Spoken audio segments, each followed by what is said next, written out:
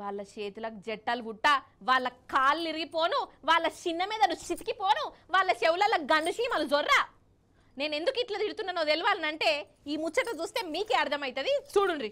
ఇక చూడురుల్లా, ఒకటి కాదు రెండు కాదు, ఒక్కటే రాత్రిలా 10 దుకాణాలను పొతం పెట్టిరు దొంగలు. వనపర్తి పెబ్బూరులనొల్ల ఏదో బలమైన ముహూర్తం ఉన్నట్టే ఉగాది నాడు అర్ధరాత్రి పూట దొంగలు డ్యూటీ ఎక్కిరు.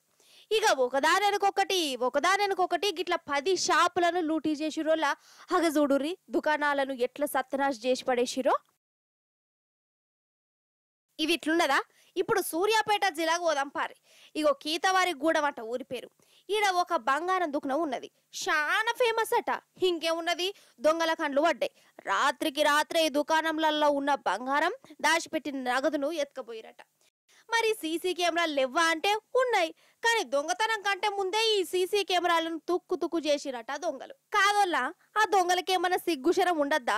అప్పులు తెచ్చి మిత్తీలు కట్టుకుంటా పొద్దటి సంతి రాత్రి దాకా వీళ్ళు దుకాణాలు నడుపుకుంటుంటే ఈ దొంగలేమో అర్ధరాత్రి పూట దర్జాగా వచ్చి దోసుకపోవడేంది. వాళ్ళ దౌడలు దగ్గర పడ, వాళ్ళ చేతులు ఇరిగిపోను. ఇక ఇట్లా మోపైరోళ్ళ దొంగలు.